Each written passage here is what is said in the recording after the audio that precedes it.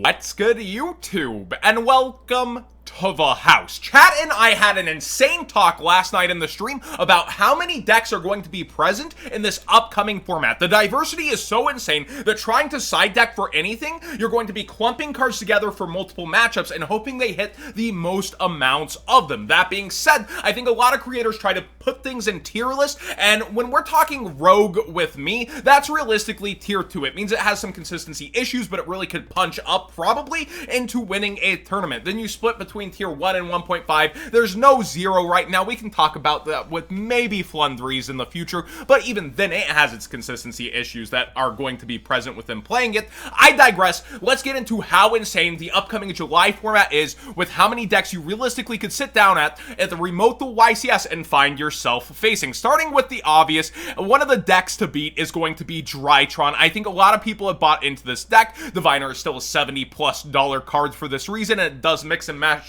with other decks, but mostly I think in the metagame you're going to see this activated behind the Drytron kind of combos and ability to get extra negates. You also have the Dogmatica engine with 0 hits on that FNL list. I know people were hoping for Nadir Servant to get hit, but think with Konami's Brain Duelist, they're going to reprint Nadir Servant in the Megatons and sell this engine a little bit more before really reviewing it and then hitting it on any FNL list. Heading into the Rogue category, the machine decks are still around. I think the Machina, Earth, Machine, Train, kind of crazy stuff, it's still there with the ability to take an event, but a lot of people do have matchup knowledge on this now, thanks to creators like Winter's Kills, and I do think that you will have a lot of people more so familiar with the matchup knowledge and where to, dodge getting Mega Fortress and stuff. You won't see as many mistakes against it, but a newer deck that's really present in the metagame among a lot of creators is at Aleister. This didn't take off until we got the Link 1 Dark Infant.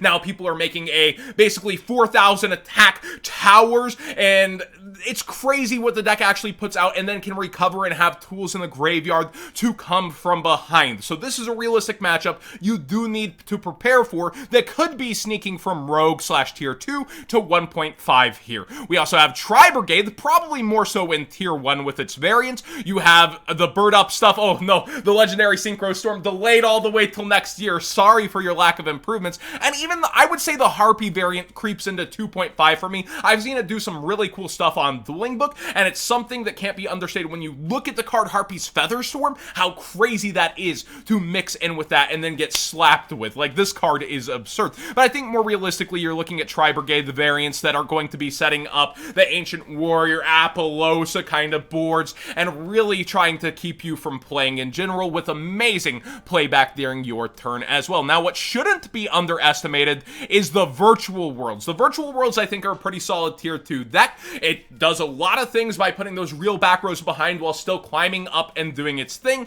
I would not be sleeping on this, and I would have matchup knowledge still for this, and in your side deck, Spell and Trap Destruction may be what you seek against it that is good against other decks. Speaking of, back row decks, we do have the Amazements as an engine. I feel like this is more so 2.5 right now. On the outside looking in, this deck has a lot of potential to mix in with the more so real trap decks, we'll call them, and this is a good power output engine for both removal and playing back. I would not underestimate it, and I would be testing against it a bit. Madolches always seem to revolve around metagames. We shouldn't, discount them, but at the same time, their build-the-boards have gotten better, as well as their ability to bust boards has gotten better with Eternity Code and onwards. So do be aware of how these operate, where to hand trap them, and sometimes there is no stopping the Madolche. Sometimes the cake eats you. The Numeron engine has really crept out of the meta. More so, we were seeing it played with Guru in the past. I think the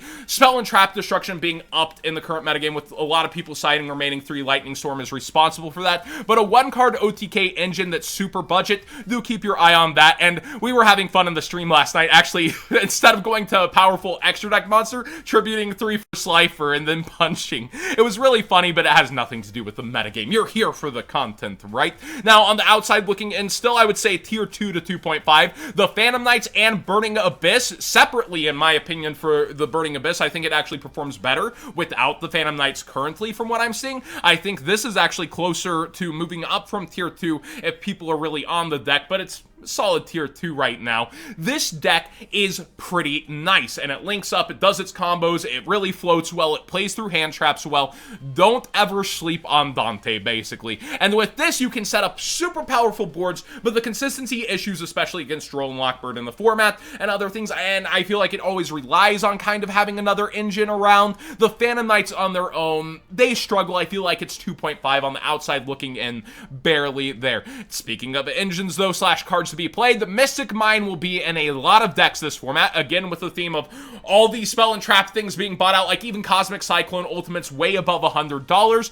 Be aware of these decks, and the decks that always float around. I wasn't going to include these in the video, but chat chanted for them. Infernoid, never underestimate Infernoid, it always finds a way to top 4 somewhere. Mermail slash Hand Loop, it just has consistency issues, but it keeps getting support, and I actually like Cyber Dragons a lot. You do have that structure coming up, but this one gets slept on from time to time and then finds a top all of a sudden, at least at the regional level. I don't know about the YCS slash greater tournament levels that are coming to us, though. Plunder Patrol is an amazing deck. It got a huge upgrade with Black Eyes, and I think that Plunders, they probably are more so tier 2, but they keep topping every single format that opens up for them, and this could be one of those easily. Also, Fluffles kind of fall in that range. We saw them start to compete again towards the end of last format. I think that'll carry over into this, with people trying them out as we kind of engage into new territory. Can you see where I'm going? You didn't guess that it would actually be this engine,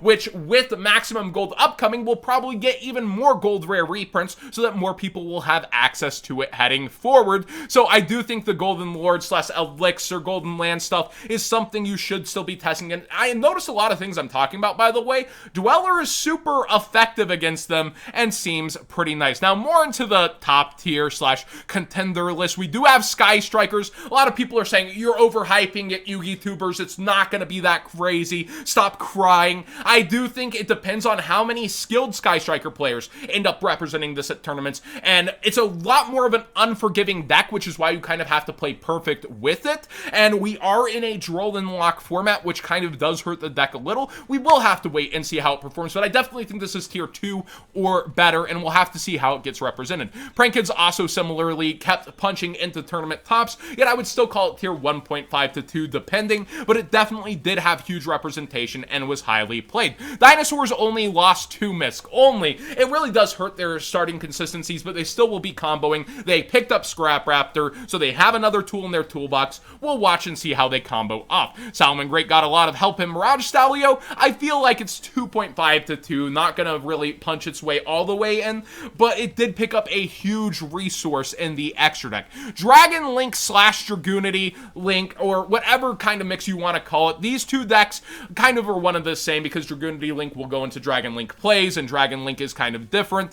I feel like losing LP was huge, and they're going to have to fight through consistency problems without that extract tool, but people are still trying to find a way to play it right now. I do think it took a serious blow. Even though it got highly represented in events, it wouldn't take like the biggest chunk of the top cuts always, and it would get beat a lot. Pendulum, I think, is on the outside looking in still around 2.5 to 2. It's hanging in there, it can play, but it's not really getting those results. But I wouldn't be surprised if it beat or really put up a board that couldn't be broken by meta decks either. Shadows are getting more so played as an engine with Schism in a lot of decks, but I've seen a ton of people testing Shadow pure for the new format, or mixed with Invoked, or mixed with other engines. So I'd actually like to see Shadow Fusion played. It's a powerhouse of a card. We will see if Shadows creep back in, but I feel like they're kind of 2 to 2.5 on their own, whereas more so this engine being played than Linda being thrown up on the field thanks to App Cologne, that's a lot more present, but I wouldn't call that necessarily a Shadow deck or anything.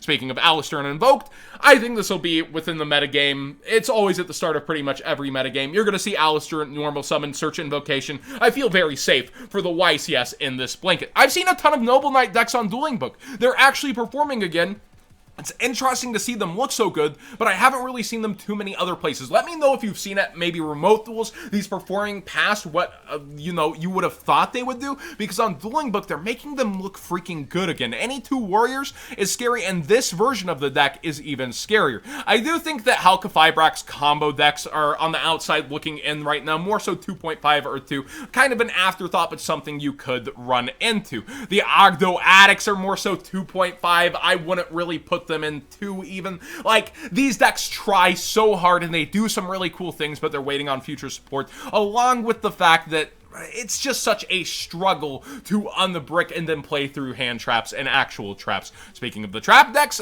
I do think Altergeist is probably 2 to 2.5, along with our good old friend Sarachan and the Trap Tricks, probably about the same power level if we're being realistic. I think Trap Tricks picked up a lot of great tools. I personally prefer the Trap Tricks decks, but the Altergeist decks and their floating ability and their clearance ability and the ability to play back can be a little bit more than the Trap Tricks decks. Code Talker decks go hand in hand with the Adignister. They're pretty darn cool, but I feel like the Adignister is a better deck. I feel like this falls back to 2 to 2.5, where Adignister is trying to fight its way to 1.5/1. Also, speaking of the Bird Up deck, some Morg. This can't be, like, understated. I feel like I've said that a bunch this video.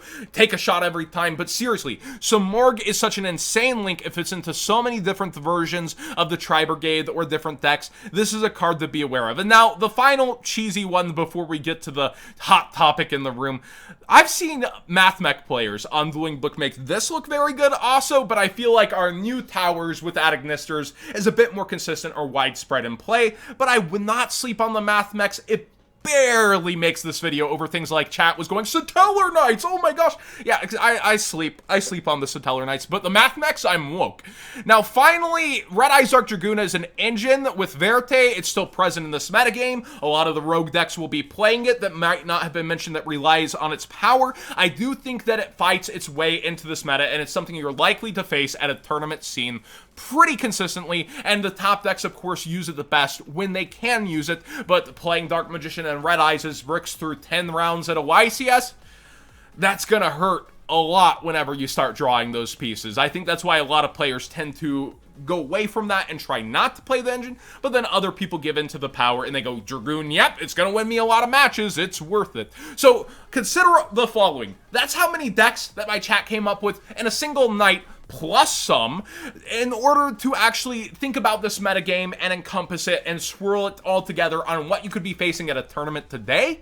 And that's just us getting through the cards rather than talking about the actual side deck options or realistic options that I've sprinkled in through the competition going more in depth. That is a crazy amount of decks. It's a lot that you have to prepare for, and this is the problem with diverse formats, but I think at the local level, diverse formats are way more fun. As somebody who watches the game, it's way more fun to watch a ton of matches, but I think for the competitors who have to side deck, boy, does that hurt a lot. So we've had a good expanse of diverse formats, honestly. It'll be interesting to see when Flunveries come and what happens in King's Court with those engines. I can't wait to see how King's Court turns out. Please be good, please be good. But let's go ahead and watch the July meta develop with that remote duel YCS. Please subscribe if you haven't already. Give this video a thumbs up if you enjoyed this conversation. Thank you to my chat for helping with a lot of these decks. So many options to choose from. It's a smorgasbord, basically.